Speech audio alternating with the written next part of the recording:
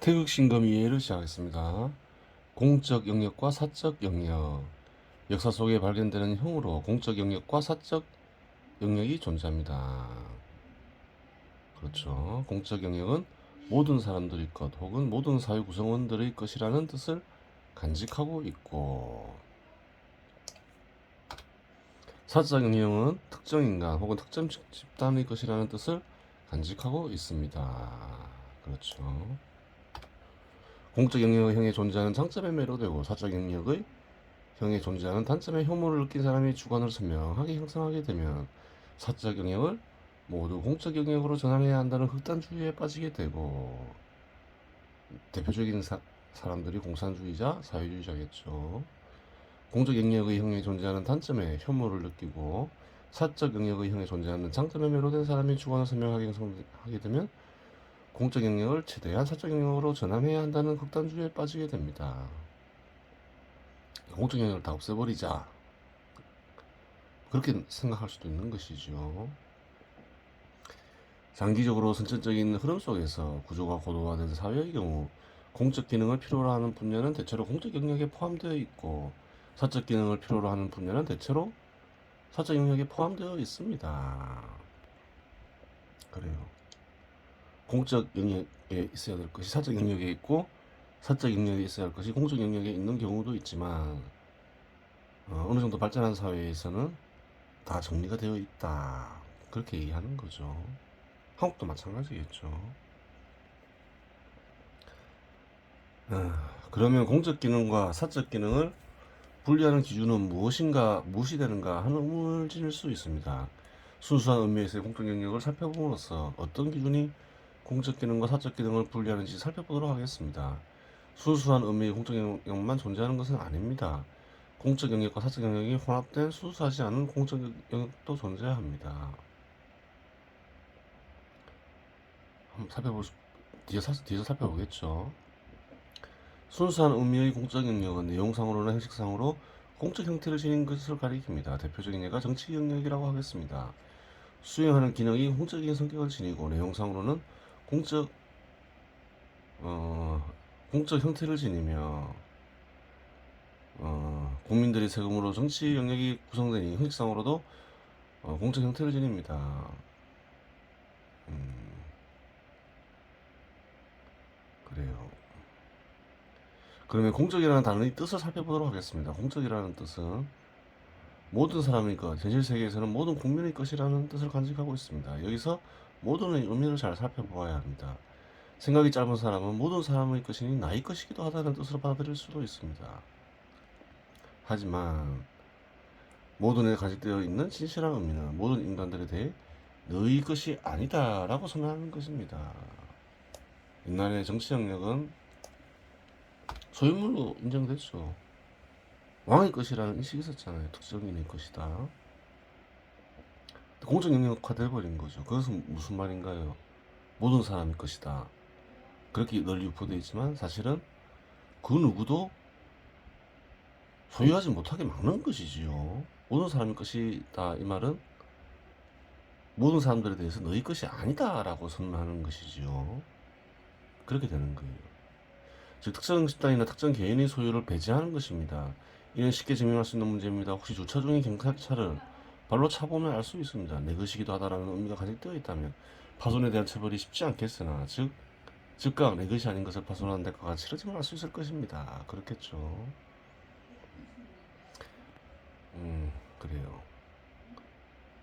사적 영역에 속하는 남의 것을 파손한 것보다 더 큰 대가를 치러야 할 것입니다. 즉 모든 속에는 모든 인간들에게 너희 것이 아니다라고 선언한 것이니, 이 말은 임자가 없다라는 말과도 통합니다. 임자가 없으니 점유하여 소유가 가능해야 하는데 특정 개인이나 특정 집단의 소유물이 되는 것을 배제하는 것이니, 공적이라는 말은 의미에는 임자가 없으나 소유는 불가능한 것이라는 기이한 뜻을 간직하고 있습니다. 이러한 현상이 발생한 원인은 사회적으로 담당하는 기능의 속성에 있다고 하겠습니다. 기능의 속성이 특정 개인이나 특정 집단의 이익을 위해 작동해서는 아니 되고, 사회 전체의 양적 성장과 정의 실현을 위해 작동해야 하는 속성을 지니고 있기에 이러한 현상이 자연적으로 발생한 것입니다.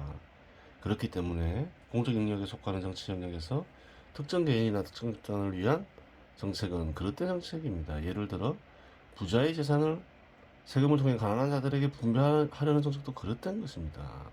특정 집단에게는 불이익을 주고 특정 집단에게는 이익을 주는 정책이기 때문입니다. 역도 마찬가지입니다. 반대도 마찬가지다. 이렇게 얘기하고 있죠.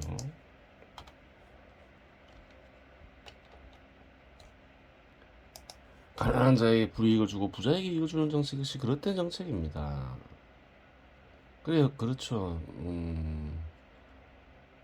정부의 역할은 바른 제도를 유지하고 발전시키는 거지, 어, 특정 집단에게 이익을 주고 불이익을 주는 그런 역할을 하는 게 아니죠. 따라서 공적 기능은 사회 전체의 양적 성장과 정의 실현 외에는 특징이 없어야 합니다.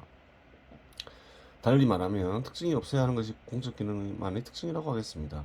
공적 영역 역시 인간의 활동을 필요로 하기 때문에 직업을 생성시킵니다. 공적 영역에 존재하는 직업을 공직이라고 합니다. 공직 역시 공적 영역에 속한 것이므로 임자가 없으나 소유는 불가능한 것입니다. 따라서 특정 개인이나 특정 집단이 공직을 자고해서는 안 되고 공직에 종사할 수 있는 기회는 모든 국민들에게 동등하게 주어져야 합니다. 그렇죠. 한국에서는 대부분의 공직자들을 시험으로 선출하여 비교적 정의에 합당한 제도를 지니고 있었는데 김명삼 대통령 때 특채를 도입해 외교관 자녀들한테 대물림되는 현상이 발생하는 경우가 있으며 노무현 대통령 때 3년제 로스쿨 제도를 도입해 특정 집단에 유리한 제도를 도입함으로써 악에 근거한 즉 정의에 반하는 정책을 시행한 적이 있습니다. 로스쿨은 로스쿨에서 공부하려면 무료로 공부 안 시켜주죠. 그래요. 어느 정도 재산이 있는 집단에게 유리한 제도인 거죠. 그렇기 때문에 앞에서 소위 민주주의자들이라고 불렸던 인간들은 정의와 관련이 없다고 언급한 것입니다. 이들이 논리는 폐단에 있으니까 선진국이 시행하니까 옳은 것이라는 그릇된 관념을 지니고 있는데 폐단이 있으면 폐단을 시정하는 정책을 강구하면 될 것이고 선진국이 하고 있다고 하여 옳은 것이라는 주장은 논할 가치조차 없는 것입니다. 하여간 공정한 기회를 국민들에게 약탈하고 특정 집단에 이익을 주었으니 악을 행한 것이 맞으며 한 가지 악을 행했다고 하여 악인이라고 할 수는 없겠으나 정의와는 관련이 없다고 하겠습니다. 그렇죠.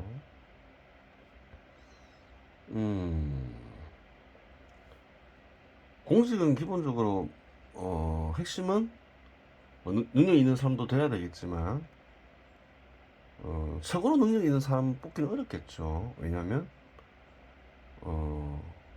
공직은 누구의 것도 아니잖아요. 모든 국민들에게 열려 있어야 된다는 거예요. 그래요. 시험으로 그 사람의 능력을 어떤 이의 능력을 다 판단할 수는 없겠지만 더 뛰어난 사람을 시험이 아닌 제도를 통해서 채용할 수도 있겠지만 공직은 모든 사람들에게 동등한 기회를 줘야 한다는 점에서 그래요. 최고의 능력을 지니지 못했다 하더라도 그래요. 열려 있어야 되겠죠. 최고로 능력 있는 사람을 그래요. 선출하지 못, 그래요. 뽑지 못하더라도 모든 이들에게 열려 있는 게 중요한 것이죠. 그러면 이제 공적 기능과 사적 기능을 구분하는 기준을 규정할 수 있습니다. 그 기준은 기능이 수행되는 대상의 범위에 달려 있습니다. 모든 국민들에게 수행해야 될 기능은 공적 기능에 속하게 되고 특정 인간이나 특정 집단에 수행해야 될 기능은 사적 기능에 속하게 됩니다. 우선 공적 기능에 대해 살펴보도록 하겠습니다. 공적 기능이나 모든 국민들을 대상으로 하며 국민이라면 누구나 혜택을 볼 수 있는 사회적 기능을 가리킵니다. 앞에서 언급한 치안 기능, 국방 기능, 또 여러 가지 기능이 있겠죠. 사법 기능도 마찬가지죠. 국방 기능 등은 특정 국민을 대상으로 하지 않고 누구나 혜택을 볼 수 있는 기능임을 알 수 있습니다. 도로, 통신, 수도, 전기 공급 등과 같은 사회간접 자본 및 화폐 공급 역시 그러한 성격을 지녔기 때문에 공적 기능에 속하게 됩니다. 그렇죠. 모든 사람들이 혜택을 보는 것은 모든 사람들에게 행하는 기능은 공적 기능이 있는 거죠. 공적 영역이라는 개념 역시 조건이 충족되며 역사의 흐름에서 생성되며 발전하는 개념입니다.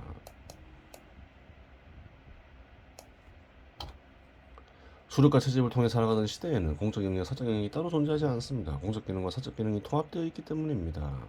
사냥을 공동으로 하고 분배할 때 인간은 공적 기능을 수행하고 가족에게 돌아가면 사적 기능을 수행하는 것이니 공적 영역, 사적 영역이 뚜렷이 구별되지 않습니다. 이렇게 써야 되겠죠.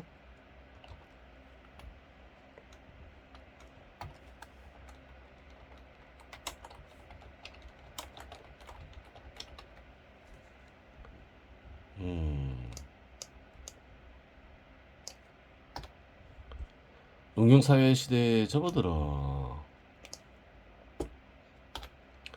신분제가 확립됨에 따라 공적 영역은 사유물로 취급되기도 하였습니다. 그렇죠. 왕도 있고 귀족도 있고 그래요. 사례를 보면 알겠죠. 고려시대 경우 과거제도가 도입되기 전에는 공직은 세습되었습니다. 문서제도가 있어 공신과 5품 이상의 자제들에게 공직을 제공했는데 1인 1명이 원칙이었으나 실제로는 2명 이상이 공직에 진출했다고 합니다. 고려 강종 9년 양인들을 대상으로 과거제도가 도입되었는데 과거제도를 시행하는 목적이 공적 개념의 실현이 아니라고 할지라도 완전한 공적 개념이 어느 정도 인식됐음을 알 수 있습니다. 조선시대에도 과거제도가 존재했으며 음서제도는 2품 이상의 자제로 고려 때보다 제한을 받고 있음을 알 수 있습니다. 이러한 역사적 사실을 통해 공적 개념이 존재함을 알 수 있으나 신분제로 인해 공적 개념의 발전에 한계가 있었습니다. 조선 후기에는 매간매직이 성행했다고 하니 그나마 미약하게나마 존재했던 공적 개념이 팠던 상태 이런 것으로 보입니다. 정치 영역의 최고 위치인 왕이 특정 가문에게 세습을 하고 특정 가문에서 세습을 하고 음서제도가 존재하였으니 공직 역시 사유물이라는 개념과 공적 개념이 존재했다고 보는 것, 공적 개념이 혼재했다고 보는 것이 올바른 판단입니다.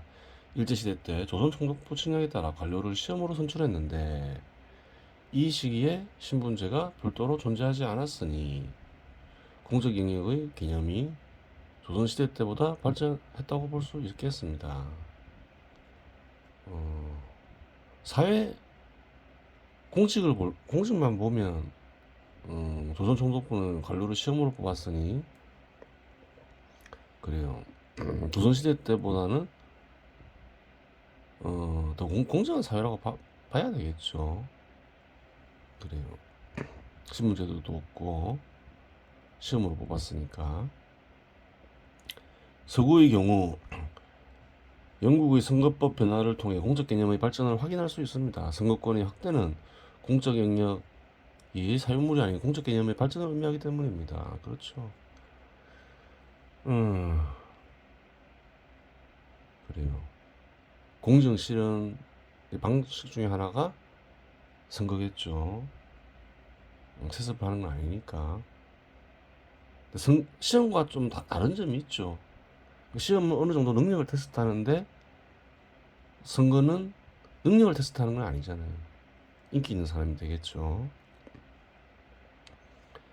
1832년 중류계급 이상에게 인정되던 선거권이 1867년 도시노동자에게 허용되었고 1888년에는 농촌 노동자에게도 허용되었으며 1918년 21세 이상 남성, 30세 이상 여성으로 확대되었으며 1928년 남녀 21세 이상으로 확대되었습니다.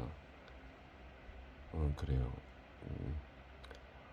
1918년까지만 하더라도 영국에서도 남자 여자 차별 있음을 알 수 있죠. 남자는 21세 이상, 여자는 30세 이상.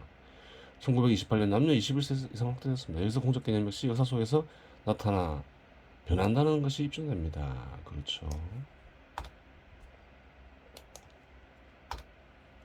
그래요. 남은 시간은 토요일 정도를 살펴보겠습니다. 3장은 끝났고 이제 회광 조식에 대해서 살펴보는 거죠. 조식은 무슨 뜻이 되나요? 회광은 돌리며 비추다. 빛을 돌린다라고 널리 알려져 있지만 저번 시간에 살펴봤죠. 회는 지에 해당하고 광은 그치다. 광은 관에 해당한다. 살피다에 해당한다. 그럼 돌리며 비추다라고 풀이해야지 더 정확하죠. 조식은 뭔가요? 숨을 고른다. 숨쉬기 운동하라는 말인가? 이렇게 생각할 수 있잖아요.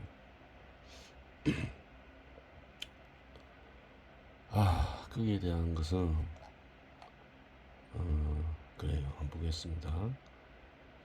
유동빈 큰 스승이 말하였다. 종지지요 순심행법. 전달하고자 하는 중요한 뜻은 단지 순수한 마음을 행하여 나아가는 것일 따릅니다. 이렇게 할 수 있죠. 이것이다. 비유법이죠. 근데 한 가지 명심해야 될 것은 조식이라고 하면 숨쉬기 운동을 해야 되나? 이렇게 생각할 수 있잖아요. 그게 아니라는 거예요. 비유적 표현이겠죠. 순심행법이라고 분명히 얘기하죠. 순심행법, 순수한 마음을 행하며 나아가는 것이다. 숨쉬기 운동이 아니라는 거예요. 순심은 결국 뭐가 될까요? 어떤 마음을 가리킬까요? 앞에서 계속 말했죠. 어떤 간은 신의 마음이죠. 어떤 간은 신의 마음을 드러내고 어떤 간은 신의 뜻을 드러나게 하여서 그래요. 하는 것이다. 실천하며 살아가는 것이다. 뭐 이렇게 말할 수도 있는 거죠. 불구험이 험자지. 험은 효험이죠. 효험을 구하지 아니하더라도 효험이 절로 일어난다. 이렇게 번역하면 되겠죠. 그래요. 이번 시간에서 마치겠습니다.